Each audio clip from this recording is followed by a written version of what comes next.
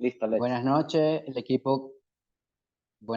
equipo conformado por Gutiérrez Hanna, Peraza Gregory, Solano José, mi persona Franco Alexis. Vamos a realizar una breve exposición sobre la evolución de la agroindustria en Venezuela durante el periodo de 1960 hasta 1970.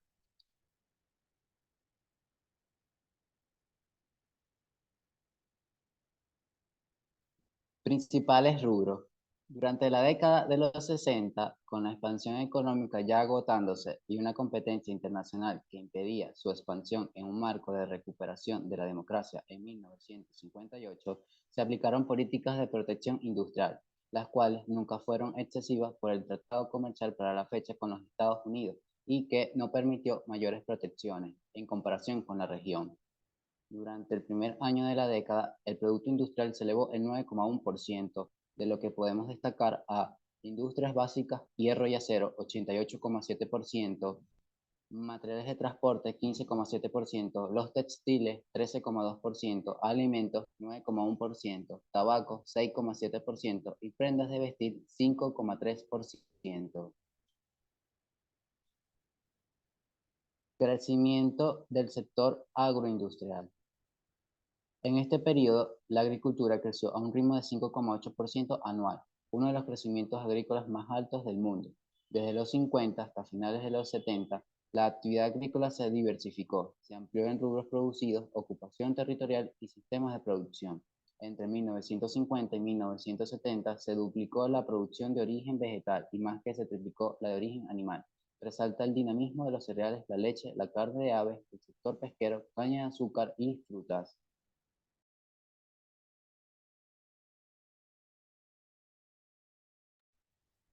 Pues bien, la agroindustria venezolana en la década de 1960. Entre 1964 y 1969, el crecimiento de la industria fue solamente del 4,9%. Como se puede observar en la gráfica, el crecimiento del Producto Interno Bruto anual bajó drásticamente de 11,12% hasta 0,7% respectivamente. Esto según las cifras consultadas este año del Banco Mundial. El mercado había llegado a su límite. La etapa sencilla de sustitución por importaciones, la de bienes de consumo terminado, estaba cubierta casi totalmente en la industria manufacturera. El dinamismo de principio de década del sector manufacturero no se vio reflejado en su contribución a la participación de las exportaciones, lo que deja en evidencia que era impulsado por el sector interno y que no era competitivo. En el sector externo, las protecciones que no incentivaban a nuevas inversiones que expandieran el sector como tal.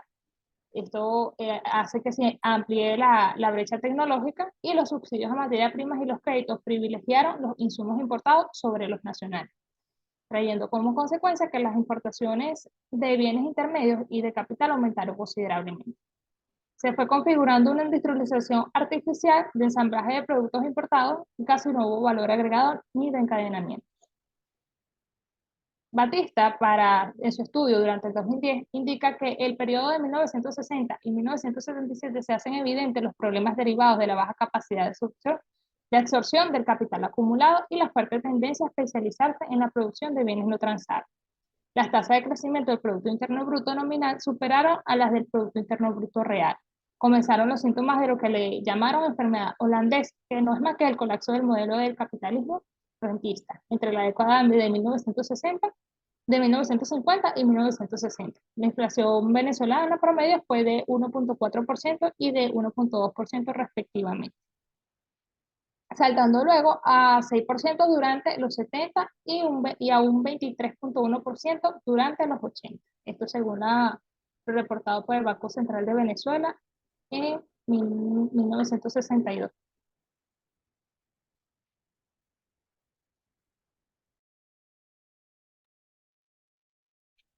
La reforma agraria. A finales de los años 30 e inicio de los años 60, se crea el Ministerio de Agricultura y Cría y ocurre el milagro de Portuguesa, donde inmigrantes españoles y portugueses llegan a un territorio considerado improductivo de bosques y sabanas, convirtiendo estos predios en productivos y posicionando al Estado portuguesa como uno de los mayores productores de cereales y oleaginosas del país. Este fenómeno originó un efecto dominó que se extendió territorialmente hasta abarcar una gran parte de los altos llanos occidentales y centrales del país. En este sentido, Quevedo expone en el 98 que fue un proceso abierto que benefició ampliamente a los campesinos venezolanos e incluso en cierta proporción de ciudadanos de origen extranjero, pero posteriormente entró en graves contradicciones y en los siguientes 20 años las cifras decayeron, cumpliéndose ligeramente el objetivo de dicha reforma.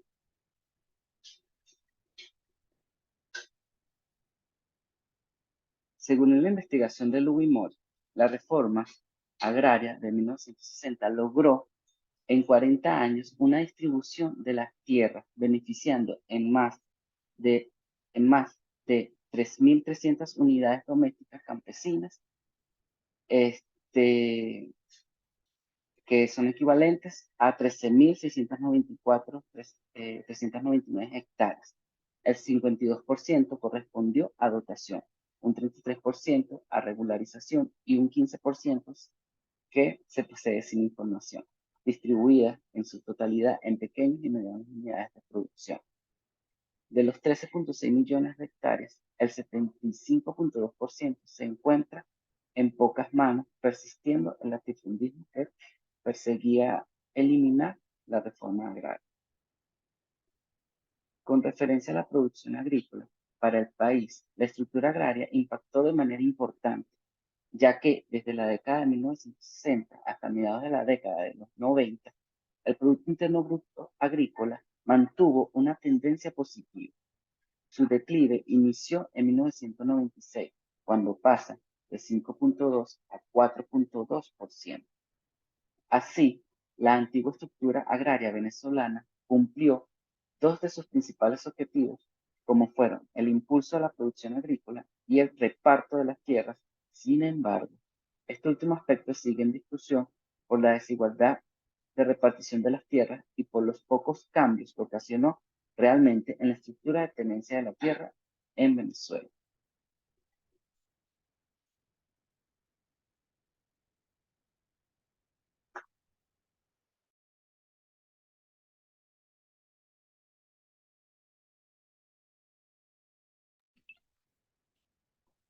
Ok, bien.